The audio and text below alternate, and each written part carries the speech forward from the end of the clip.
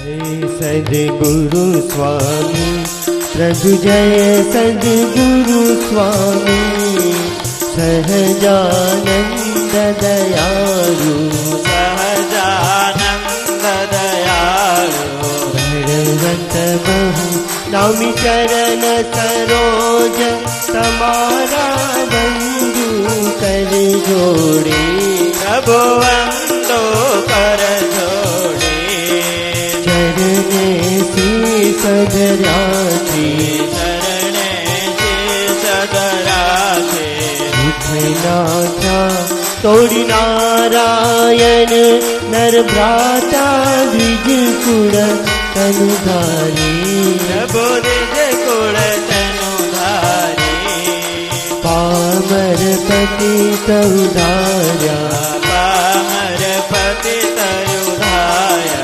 भजनी तनर नारी नित्य नित्य नौतम लीला करताय विनाशी प्रभु करताय विनाशी मुक्तानंद कह मुक्ति मुक्तानंद कहे मुक्ति सुगम करी सिद्धि ओम जय सद्गुरु स्वामी।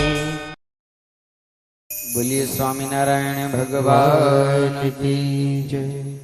प्रिय व्रतो भागवत आत्मा राम कथं मुनि प्रिय व्रतो भागवत आत्मा राम कथं मुने प्रिय व्रतो भागवत आत्मा राम कथं मुनि प्रिय व्रतो भागवत आत्मा राम कथं मुने गृहिरमतयन्मूल कर्म बन्ध पराभव गृहिरमतयन्मूल कर्म बन्ध पराभव कर्म बन्ध पराभव कर्म बन्ध पराभव।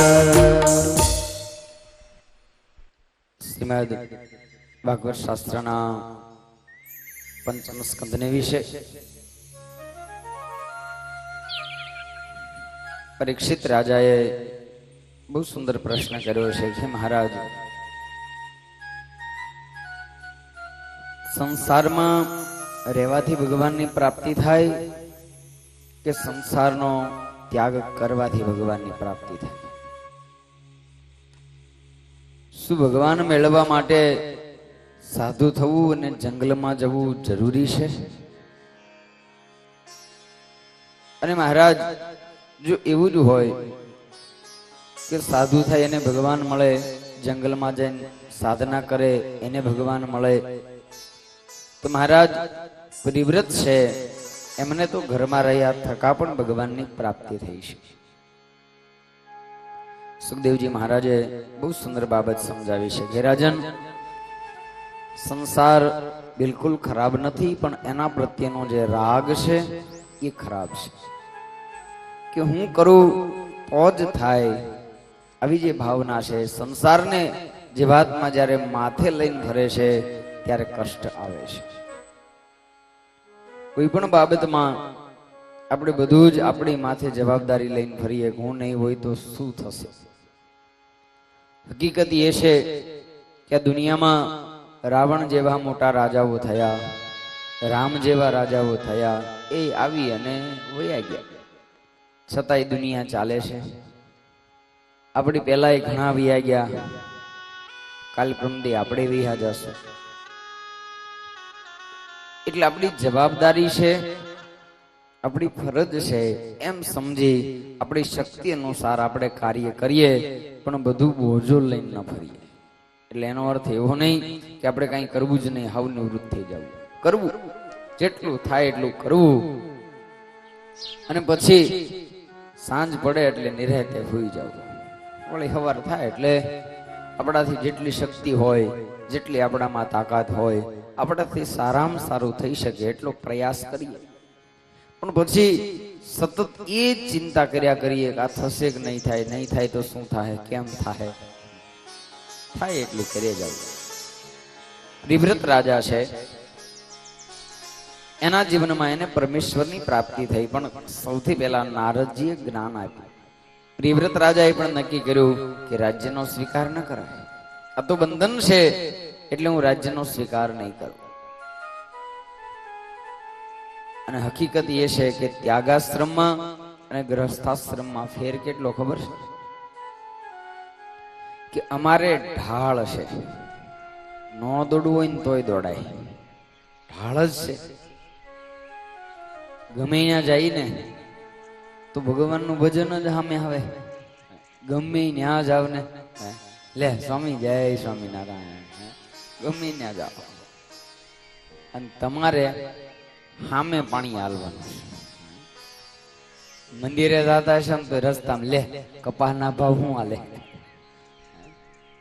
તમે ગમે ત્યાં જશો તો તમારી આગળ ભજન કરવા જશો, ભક્તિ કરવા જશો, છતાંય સંસારની વાત આવશે. બેઠા બેઠા કેટલાય નક્કી નહોત કરતા વે વિશાળ નો કાલ કયો અહીં તમે ઈ કરવા આવ્યા બોલો, પણ થાય જ. તમે જ્યાં જાઓ સંસાર તમારી વાહે આવે, તમારે સામે પાણી હાલવું પડે, એ બધાને સાઈડ મૂકી અને તમારે ભજન તરફ હાલવાનું. એટલે તમારે સામે પાણી હશે અને અમારે ઢાળ છે. ન કરવું હોય છતાંય સામેથી થાય એવો મોટો ઢાળ છે, એટલો તફાવત છે. પ્રિવ્રત રાજાએ ના પાડી, પણ એ સમયે મનુ મહારાજાએ પોતાના પિતા બ્રહ્માજીને કીધું. બ્રહ્માજી આવી પ્રિવ્રતને સમજાવ્યા છે, હે પ્રિવ્રત, સંસાર ખરાબ નથી, અને જો સંસાર ખરાબ હોત તો વેદ ક્યારેય એવું ન કહે કે ધન્યો ગ્રહસ્થાશ્રમ. વેદ ગ્રહસ્થાશ્રમને ધન્યવાદ ન આપે જો ખરાબ હોય તો. માટે હે રાજન, હે પ્રિવ્રત, કામ ક્રોધ લોભ રસાસ્વાદ આ ઇન્દ્રિયોને જીતી અને ગ્રહસ્થાશ્રમમાં જો જીવાત્મા નિવાસ કરે તો એને સરળતાથી ભગવાન મળે છે. અમે જાજુ કરીએ ને ત્યારે ભગવાન રાજી થાય, તમે થોડુંક કરો ને તોય રાજી થાય. કારણ કે ભગવાન સમજે છે કે અમારે તો ઈ જ કરવાનું છે, એટલે અમે કદાચ ગમે એટલું કરીએ તો એ બહુ મોટી વાત નથી. કારણ કે અમારું તો ધર્મ જ એ છે, અમારું કર્મ જ એ છે. પણ તમે ઉઠી અને જ્યારે થોડુંક કરો ત્યારે લેખે એટલે ગણાય છે. ભગવાન એટલે તમારા ઉપર જલ્દી રાજી થાય કે આટલો બધો વ્યવહાર, આટલો મોટો સંસાર આપ્યો અને છતાંય એમાંથી મારા માટે સમય કાઢે છે. આપણી કથા છે ને કે એક વેપારી સવારમાં ઉઠે 10 મિનિટ ભગવાનની પૂજા કરે, એવો એક ધ્યાન થઈ ભગવાનની પૂજા કરે, દીવાબત્તી કરે અને પછી પેઢીએ બેઠા પછી તો ખબર જ છે આવ્યો નથી, મૂંઢો નથી, આવ્યો નથી, તો એ ભગવાન એના ઉપર રાજી થયા. એટલે નારદજીએ કીધું કે મહારાજ આ ગાદ્ય બહેને સાંજે ઉભો થાય ત્યાં સુધી દુનિયાના ગળા કરે છે. મહારાજ એના ઉપર રાજી થયા, અમે તો કેટલા વીણાના તાર તોડી નાખ્યા, અમારા ઉપર નહીં. ભગવાને કીધું કે એક કામ કરો, નારદજીને એ સમયે એક તેલની તાસળી આપી અને આરે 2 તલવાર વારેલ રાખ્યા કે આમાંથી એક ટીપું તેલ જો ઢોળાણું તો તમારું માથું કપાઈ જશે. માટે જાઓ પૃથ્વીની પ્રદક્ષિણા કરીને આવો, સાંજ થાય તો પાછા આવી જજો. નારદજી નીકળ્યા, સાંજ થયા એટલે પાછું આવીને તાંહળી નાખી ભગવાનના ચરણમાં, એક ટીપું નથી ઢોળાવી દીધું. બોલો હવે જવાબ આપો, તમે એના ઉપર શા માટે રાજી ને અમારા ઉપર શું કામ નહીં? અને એ વખતે ભગવાને કીધું કે નારદ, તું અહીંથી તેલની તાસળી લઈને નીકળ્યો, ત્યાંથી પાછો આવ્યો, એમાં મન કેટલી વાર યાદ કર્યો? બોલે તમને હું રાખ યાદ કરે? 2 બાજુ ઓલા ખુલ્લી તલવાર લઈને હાલ્યા આવતા હતા, તેલનું ટીપું ઢોળાઈ જાય તો માથું કપાઈ જાય, આમાં ક્યાં તમને યાદ કરવા? અને એ સમયે ભગવાન બોલ્યા કે નારદ સાંભળે, તને એક તેલની તાહળી આપી તું મને ભૂલી ગયો, હવે આમાં તને દુકાન આપું, એમાં એક બૈરું આપું, એમાં 4-5 છોકરા આપું, એમાં મોટો પરિવાર આપું તો શું થાય? પ્રિવ્રત રાજાને જ્યારે સમજાવવામાં આવ્યા, પ્રિવ્રત રાજા થયા છે, લગ્ન કર્યું છે અને એમને 10 પુત્રો અને 1 પુત્રીની પ્રાપ્તિ થઈ છે. અને એ પ્રિવ્રત રાજા જેમણે 11 અબજ વર્ષ સુધી આ પૃથ્વી પર રાજ્ય કર્યું છે.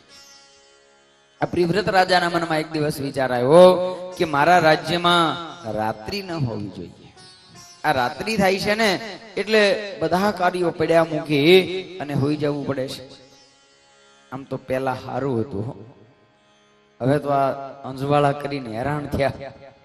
12 વાગ્યા સુધી 11 વાગ્યા સુધી હુવા નથી દેતા. જો કે હવે સરકારે કાયદો કર્યો છે 10:30 બધું બંધ કરી દેવું એમ. અને અમારા ગઢડામાં તો બહુ કડક છે. આજે બધા કહે ને કે હજી રમવું છે, હજી રમવું છે. મેં તો કાલ રમજો. પણ એ પરિસ્થિતિ હતી, પેલા એ સમય હતો જયારે લાઈટો નહોતી, તો ગામડામાં લોકો એમ કહેવાય 5 વાગે ને બધું જ કામ ધંધો બંધ કરી રસોઈ તૈયાર થઈ જાય, 5:30 તો જમી લે. અમારા મંદિરમાં પેલા એવું હતું કે સંધ્યા આરતી થાય એના પહેલા તો બધા પરવારીને રેડી થઈ જાવ, કારણ કે પછી અંધારું થઈ જવાનું હોય એટલે પછી ખાલી દીવા કરવાના હોય. સંધ્યા આરતી શયન આરતી થાય એટલે કામ શરૂ થઈ જાય. અને ત્યારે તો વહેલા થતી, હવે પછી લાઈટો ના બધી વ્યવસ્થા થઈ એટલે તમારા ગામડામાં તમારે જમણવાર અંધારું થાય એના પહેલા જ બધા જમી લેતા અને પછી પાનસ ના અંજવાળે નાનું મોટું કામકાજ હોય તો કરીને, પણ 9 વાગે ને આ તો હોપો પડી ગયો હોય. અને અત્યારે 12-1 વાગ્યે તમે નીકળો તોય બધા જાગતા હોય. તો એ સમયે પ્રિવ્રત રાજાએ દિવ્ય રથ એના ઉપર આરૂઢ થઈ તેજસ્વી ઘોડાઓને જોડી અને સૂર્યનારાયણની પાછળ પડ્યા છે કે તમે વયા જાવશો એટલે રાત્રિ થાય છે, તમારે મારા રાજ્યમાંથી જવાનું જ નહીં. સૂર્યનારાયણની પાછળ પડ્યા અને હવે સૂર્ય છે એ તો પૃથ્વીના ફરતા ફરે છે. તો એ સમયે પ્રિવ્રત રાજા આખી પૃથ્વીમાં ફર્યા, સૂર્યને પકડવા પૃથ્વીમાં ફર્યા, જેના કારણે સંપૂર્ણ પૃથ્વીમાં એમનો જે રથ ચાલ્યો એ રથ વડે કરીને 7 ભાગ થયા. પૃથ્વીના 7 વિભાગ થઈ ગયા, જેને પછી 7 દ્વીપ કહેવામાં આવે છે. જંબુદ્વીપ, લક્ષદ્વીપ, શાલ્મલી, કૃશ, ક્રોશ, શાક અને પુષ્કર. પણ પછી ભગવાને આવી અને પ્રિવ્રત રાજાને સમજાવ્યું છે કે હે રાજન, જે સૃષ્ટિના ક્રમમાં સૂર્યનારાયણ જાય છે એ બરોબર છે અને એ તો આથમતા જ નથી, એ તો સતત પ્રદક્ષિણા કર્યા કરે છે, એનું કાર્ય એ સતત કર્યા કરે છે. અને રાજન, આ રાત્રિ થાય એ સારું છે. જો રાત્રિ નહીં થાય તો માણસ એક ઘડીક વિરામ નહીં લે, વિરામ નહીં લે તો 100 વર્ષની આયુષ 10 વર્ષમાં પૂરી થઈ જાય. માટે જે છે એ બધું બરાબર છે. નિયમ અનુસાર શરીરને પણ એનો યોગ્ય વિરામ મળવો જોઈએ, તો હરખું અને જાજુ હાલે. ઓવરકામ કરાવી લે શું થાય? એટલે ભગવાને જયારે સમજાવ્યા પ્રિવ્રત રાજા માન્યા છે. પછી એમણે જે 7 દ્વીપો છે એ 7 દ્વીપોનો પોતાના પુત્રોને રાજ્ય આપી અને પોતે પણ વનમાં ગઈ ભગવાનનું ભજન કરવા લાગ્યા છે. 7 દ્વીપમાંથી આપણે કયા દ્વીપમાં રહીએ છીએ ખબર છે? આપણે જંબુદ્વીપમાં રહીએ છીએ. ભૂદેવ જયારે વિધિ કરાવે ત્યારે બોલે જંબુદ્વીપે ભારત વર્ષે આર્યાવર્તાંતર્ગત સૌરાષ્ટ્ર પ્રાંતે ગઢપુર તીર્થે, એવી રીતના રજૂઆત કરે ત્યારે જો ધ્યાન રાખો તો ખ્યાલ આવે. આ પ્રિવ્રત રાજા એના વંશની અંદર અગ્નિન્દ્ર નામના રાજા થયા છે, જેમને સંતાન નથી એટલે એમણે મંદરાચળની ગુફામાં જઈને પુત્ર પ્રાપ્તિ માટે જ્યારે સાધના કરી અને એ સમય પૂર્વચિતી નામની અપ્સરા આવી છે. પ્રિવ્રત રાજા એ અપ્સરાના વખાણ કર્યા છે. અપ્સરા પ્રસન્ન થઈ અને પ્રિવ્રત રાજા સાથે અગ્નિન્દ્ર રાજા સાથે એમણે લગ્ન કર્યું છે. લગ્ન દ્વારા 9 પુત્રોની પ્રાપ્તિ થઈ છે.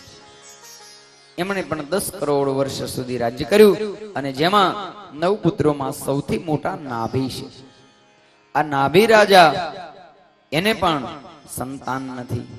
એને પણ પુત્ર નથી, જેના કારણે પોતાના પત્ની મેરુદેવીની સાથે એમણે જ્યારે સાધના કરી તો એમની સાથે સાથે એમના રાજ્યના જે બ્રાહ્મણો છે એ પણ સાધના કરવા બેઠા કે અમારા રાજાને સંતાન થશે તો અમને ભાવિ રાજા મળશે.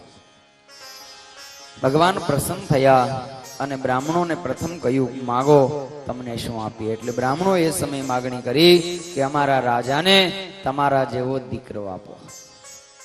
ભગવાન કહે, મારા જેવો તો હું છું, માટે આપનું વચન સત્ય કરવા હું જરૂર મેરી દેવી થકી પ્રગટ થાઈશ. નાભી રાજાએ પણ એ જ માગણી કરી કે બસ મને પુત્ર પ્રાપ્ત થાય. અને સમય જતા મેરુ દેવી થકી સ્વયં ઋષભદેવ ભગવાનનો પ્રાગટ્ય થયું છે. બોલો ઋષભદેવ ભગવાન. અને એ ઋષભદેવ ભગવાન જ્યારે મોટા થયા છે ત્યારે એમણે ઇન્દ્રની પુત્રી જયંતીની સાથે લગ્ન કર્યું છે. અને એ જયંતી દ્વારા એમને 100 પુત્રોની પ્રાપ્તિ થઈ છે. એ 100 પુત્રોમાં સૌથી મોટા દીકરા જેનું નામ ભરત છે. અને જે ભરતનું આખ્યાન ભગવાન સ્વામિનારાયણે ખૂબ વખાણ્યું. મહારાજે વચનામૃતમાં કીધું કે ભાગવતના 5મ સ્કંદને વિશે ભરતજીનું આખ્યાન જેવું ચમત્કારી છે એવી તો કોઈ કથા ચમત્કારી નથી. અને અમારા આશ્રિતોએ નિત્ય પ્રત્યે એને વાંચવી, એને તાજી કરીને સંભાળીને રાખવી, ભૂલવી જ નહીં. એમ એટલો મહારાજે આના ઉપર ભાર મૂક્યો છે. ત્યાર પછી 9 પુત્રો એ નવ યોગેશ્વરો થયા છે. કવિ, હરિ, અંતરિક્ષ, પ્રબુદ્ધ, પીપલાયન, આવિર્હોત્ર, દુમિલ, ચમસ અને કરભાજન, આ 9 પુત્રો એ નવ યોગેશ્વરો થયા. એક દિવસ ઋષભદેવ ભગવાને પોતાના 100 સંતાનોને બોલાવી અને સુંદર ઉપદેશ આપ્યો છે. હે પુત્રો, આ મનુષ્ય દેહ અતિશય દુર્લભ છે અને જેટલો દુર્લભ છે એટલો જ ક્ષણભંગુર પણ છે. અને હે પુત્રો, આ જીવનની સાર્થકતા અંતિમ વેળાએ ભગવાનની પ્રાપ્તિ થાય એમાં છે. માટે સંસારના તમામ કાર્ય કરો પણ લક્ષ્ય એ રાખજો કે છેલ્લે ભગવાન પ્રાપ્ત થાય. આ લક્ષ્ય સાથે જીવન જીવજો. અહંકારનો ત્યાગ કરી અને ભગવાનની ભક્તિ કરજો. પોતાના પુત્રોને સુંદર ઉપદેશ આપ્યો છે. અને સાથે બોલ્યા છે કે સંસારમાં એ ગુરુ નથી કે જે પોતાના શિષ્યને ભગવાન સુધી ન લઈ જાય. એ ગુરુ નથી. મેં અગાઉ પણ વાત કરી હતી કે સંત એને જ કહેવાય કે જે ભગવાનમાં જોડે. પહેલી વાત તો એ ક્યારે જોડે? પેલા પોતે ભગવાનમાં જોડાયેલો હોય તો. એટલે હું તો સ્પષ્ટ કહું છું કે નિયમ છે કે ભૂવો ધૂણે તો નાળિયેર કઈ બાજુ નાખે? ઊંટ મરે તો મોઢું કઈ બાજુ રાખે? મારવાડ બાજુ જ રાખે. ફાઇનલ છે, એના ઘર બાજુ જ રાખે. એમ સંતની અંદર પણ સંગ કરીએ, સત્સંગ કરીએ ત્યારે નિયમ છે કે જે જ્યાંના હોય ત્યાંનું સિંધે છે. માનો કે બીજા કોઈને ન કહીએ પણ અમારું જ કહીએ. માનો કે અમે દાખલા તરીકે મુંબઈ આવ્યા અને તમે અમને ભેગા થયા અને વાત થઈ ને કઈ બી ચર્ચા થઈ, સત્સંગ થયો, છેલ્લે છૂટા પડી એટલે હું કે હારું ત્યારે ગઢડા આવજો કે. પણ માનો કે અમે જ અમારું ક્યાંક જુદું કરીને બેઠા હોય તો મહિમા અમે ગમે ત્યાંનો ગાઈ, પણ અંતે શું કે આપણું ઓલા પણ છે હોય ત્યાં આવજો. કારણ કે અમે જ મૂળીએ ન હોય તો તમને મૂળીએ ક્યાંક લગાડીએ? જે જ્યાં હોય ત્યાં ચોટાડે. આ વાત ફાઇનલ છે. એટલે હું તો કહું કે ભગવાન શ્રી હરિની આજ્ઞા અનુસારે જે મૂળ સ્થાનમાં રહ્યો છે ત્યાં જોડાઈને રહેવું, ત્યાં થોડી વધારે વૃત્તિ બાંધવી તો અનાયાસે ત્યાં આવવાનું મન થશે. અને સાચું આ છે. જો બાકી બધા ડાળખા છે ને આ મૂળિયું છે, આ થળિયું છે. થળિયું પકડીને રહેશો તો કોઈ દી મુશ્કેલી નહીં આવે. ભગવાન શ્રી હરિ સ્થાપિત જે મંદિરો છે એ આપણા થળિયા છે. બાકી બધી એની શાખાઓ છે. મલાડ મંદિર છે તો ત્યાં ગોપીનાથજી મહારાજ જ છે. એટલે એમ જોવા જાય ને તો તમારું મંદિર અમારી શાખા છે ને. તમારીથી નાનો પડાય ને અમારીથી નાનો પડાય. એટલે તો ત્યાં હું કહી દઉં છું કે નહીં હાલે ભાઈ. મનુભાઈ હોય તો નહીં હાલે. ત્યાં તો અમે રોફ કરશું જ. બરોબર ને દુર્લભ દાદા? ત્યાં તો અમારું હાલે. કારણ કે ત્યાં ગોપીનાથજી મહારાજ બિરાજે છે. અને મહારાજ તો બહુ બધી જગ્યાએ બિરાજે છે, પણ હકીકત એ છે કે પાછા ત્યાંના ભક્તોને એનું માધ્યમ તો હોવું પડે ને. એને બી લગાવ હોય તો અમે લગાવ રાખીએ, નકર તો અમે ક્યાંય રાખીએ. 10 વાર બોલાવે ને ત્યારે 1 વાર જઈએ એવા છીએ. અમે નિસ્પૃહી સાધુ ખરા, પણ કેવા 10 વાર બોલાવે તો જ જઈએ એવા. કારણ કે અંતે તો અમે ભાઈ રાજકુમાર છીએ ને, રાજાના દીકરા છે, સર્વોપરી ભગવાનના દીકરા છે. જ્યાં ત્યાં ધોળ્યા ધોળા જઈએ. હા, કોઈ પ્રેમથી બોલાવે તો ચોક્કસ જઈએ, પણ એમ નમ નહીં. એટલે એ કહું કે તમે પૂછવું નહીં સ્વામી ક્યારે આવશો. મને કોઈ પૂછે ને ક્યારે આવશો, મેં તું બોલાવો ત્યારે. હકીકત એ છે કે સુંદર ઉપદેશ આપ્યો છે. પિતા એ પિતા નથી જે પોતાના પુત્રને મૃત્યુના ભયથી બચાવી અને મોક્ષના માર્ગે ન લઈ જાય. પતિ પતિ નથી એ પતિને પતિ ન કહેવાય જે પોતાની સ્ત્રીને મૃત્યુના ભયથી બચાવી અને ભગવાન સુધી ન લઈ જાય. નમો ચેધ સંપેત મૃત્યુ. સુંદર ઉપદેશ આપ્યો છે. અને પછી આજ્ઞા કરી છે કે પુત્રો તમે બધા જ આ ભરતની આજ્ઞામાં રહેજો. ભરતની આજ્ઞા પ્રમાણે રહેવાનું વચન કહી ભરતનો રાજ્યાભિષેક કર્યો છે. ભરતને રાજા બનાવી અને ઋષભદેવ ભગવાન બ્રહ્માવર્ત દેશની અંદર દિગંબર થઈ અને ફરવા લાગ્યા છે. એને બધાથી કંઈક અલગ પ્રકારની ક્રિયા કરી છે. ભૂખ લાગે તો પથ્થરો લઈ અને એમ કે લે ખા. લાડવા બહુ ખાધા, થોડાક પાણા ખા, પથ્થરો મોઢા મૂકે. આવી અલૌકિક ક્રિયાઓ કરી છે. અને જેના કારણે એ સમય એમ કહેવાય કે સ્વયં ઐશ્વર્ય આવી અને કીધું છે કે આપ મારો સ્વીકાર કરો. ઋષભદેવ ભગવાને કીધું કે ના, હું તારો સ્વીકાર નહીં કરું. પરીક્ષિત રાજાએ પ્રશ્ન કર્યો કે મહારાજ, અરે ઐશ્વર્ય માટે, શક્તિ માટે, તાકાત માટે તો માણા મરી જાય છે, કેટલી સાધના કરે છે, અને આમને સામેથી આવ્યું છતાં એને સ્વીકાર કેમ ન કર્યો? સુખદેવજી મહારાજ કહે છે કે રાજાનું કારણ એ છે કે મહાપુરુષો જે છે ને એ પોતાના મનનો ભરોસો નથી કરતા. અને એમાંય ઐશ્વર્ય તો એવી વસ્તુ છે કે ગમે એવો માણા હોય તો એને હેઠો નાખે નાખે નાખે. કદાચ એ બીજાનું રૂડું કરે પણ પોતાનું તો પૂરું જ થાય. કારણ કે ઐશ્વર્ય એવી વસ્તુ છે કે ઐશ્વર્ય પ્રાપ્ત થાય એટલે તમે બોલો એમ થાય, અને બોલો એમ થાય એટલે દુનિયા તો પાગલ. ઓ ભગત ભગત ને એમાંથી તરત ભગવાન ભગવાન, અને પછી તરત માણાને એમ થાય કે હા હો આપણે હોય તો હોય.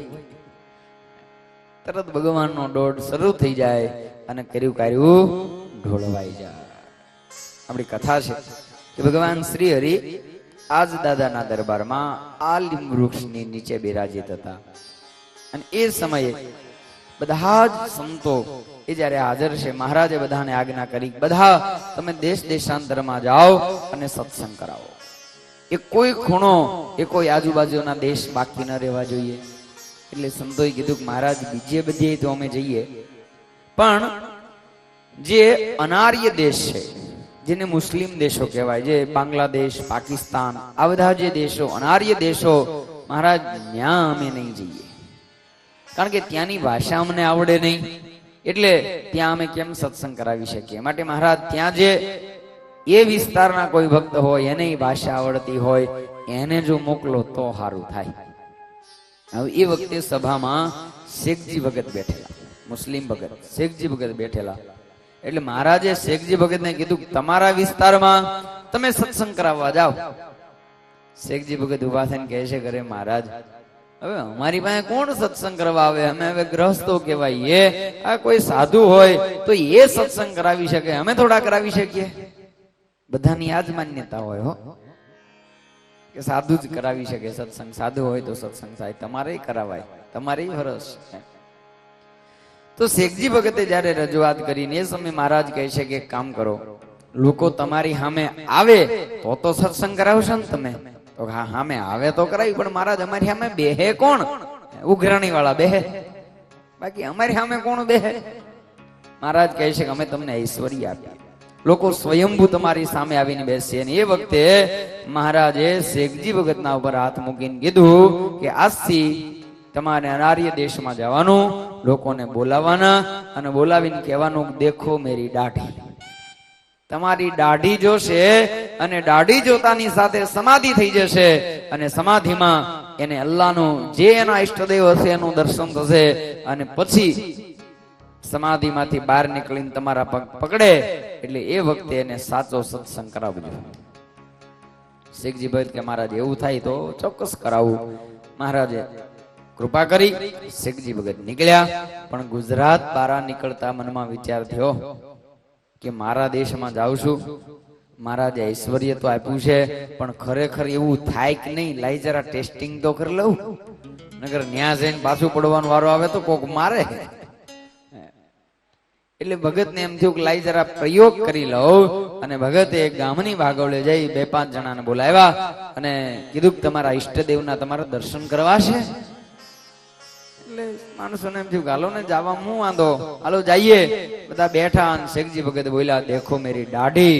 અને ત્યાં તો બધા ઢળી પડ્યા અને સમાધિમાં એના ઈષ્ટદેવનું દર્શન થયું. એ ઈષ્ટદેવ ભગવાન શ્રી હરિના રૂપમાં વિલીન થયા.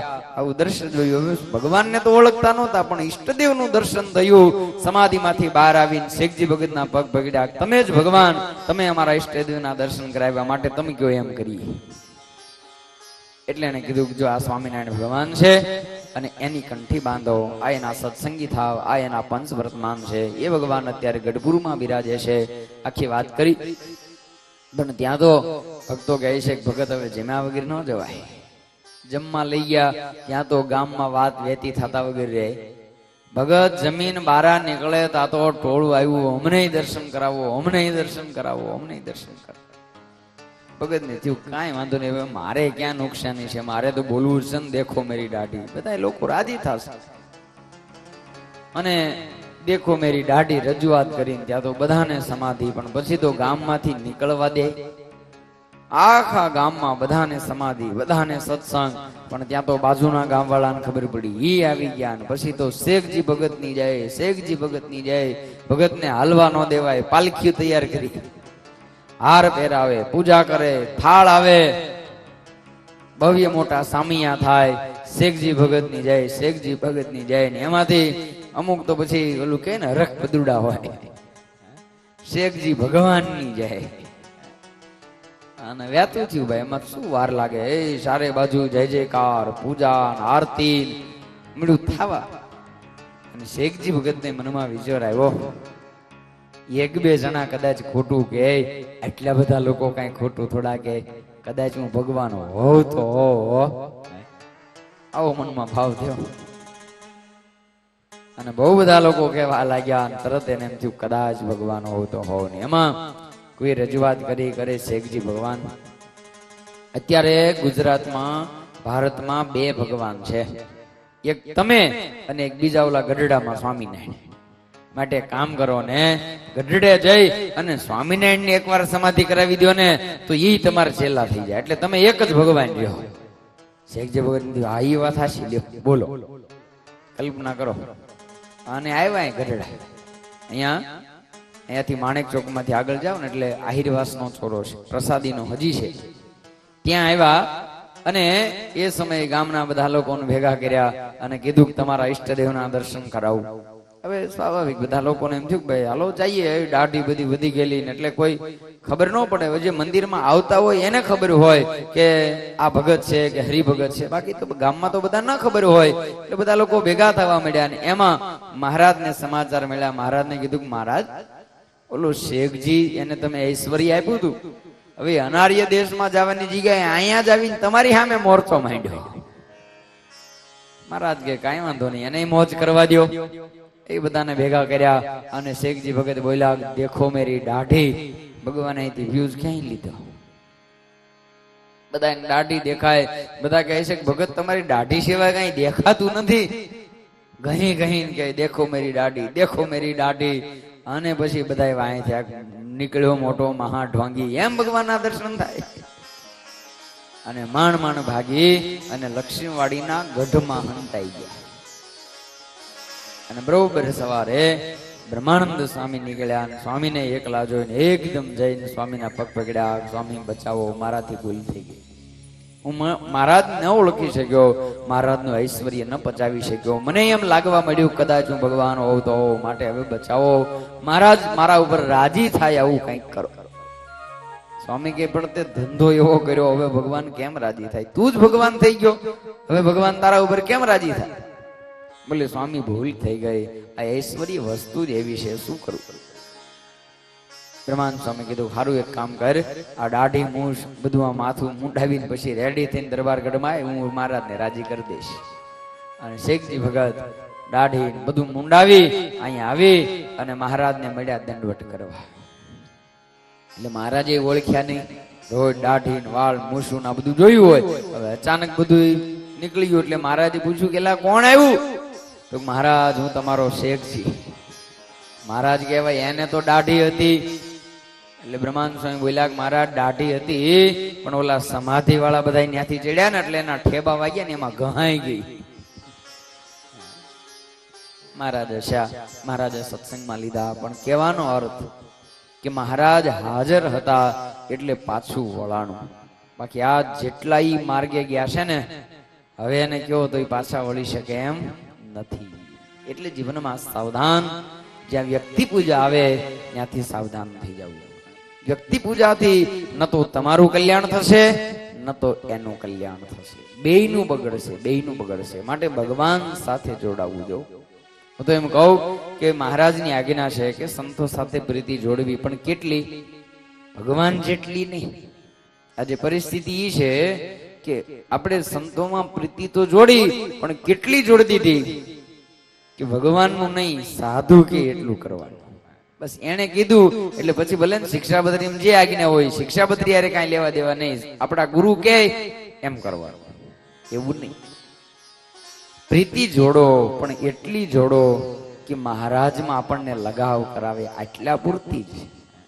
જયારે આપણે તો સ્થિતિ કેવી થઈ ગઈ, સાધુ છે ને એ માત્ર માર્ગદ્રષ્ટા છે. એ તમને આંગળી સીંધે કે આ રસ્તેથી જા તો તને ભગવાન મળશે, આ પ્રમાણે કર તો તને ભગવાન મળશે. પણ આપણી સ્થિતિ એ છે કે જેમ તમે ગામમાં જાઓ અને અહીંથી તમે કોઈને પૂછો કે ભાઈ લક્ષ્મીવાડી કઈ બાજુ આવું, લક્ષ્મીવાડીએ જવું, કઈ બાજુ આવી? તો એ તમને આંગળી સીંધે કે આ બાજુ જાઓ, તમે એની જ આંગળી પકડીને બેસી જાઓ તો લક્ષ્મીવાડી આવે. હવે હકીકત છે કદાચ એને ન જવું હોય તો ફરજિયાત છે કે તમને રસ્તો બતાવ્યો એટલે એને જવું જ પડે. એમ ન જવું હોય તમે એની જ આંગળી પકડીને બેસી જાવ તો.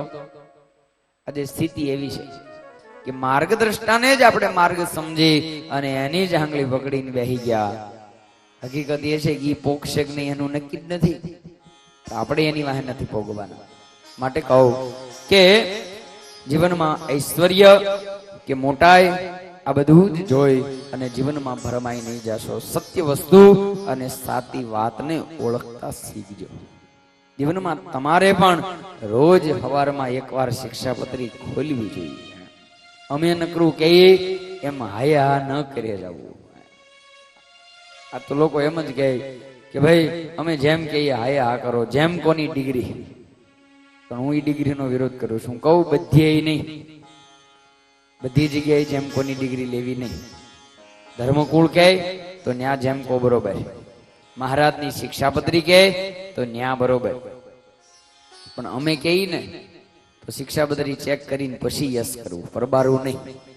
શક્ય છે કે અમે તો અમારા સ્વાર્થ માટે કહેતા હોઈએ, તો અમે તો અમારા સ્વાર્થ માટે કહીએ, અમે કઈ સર્વગુણ સંપન્ન મહાન ત્યાગી નથી થઈ ગયા. જો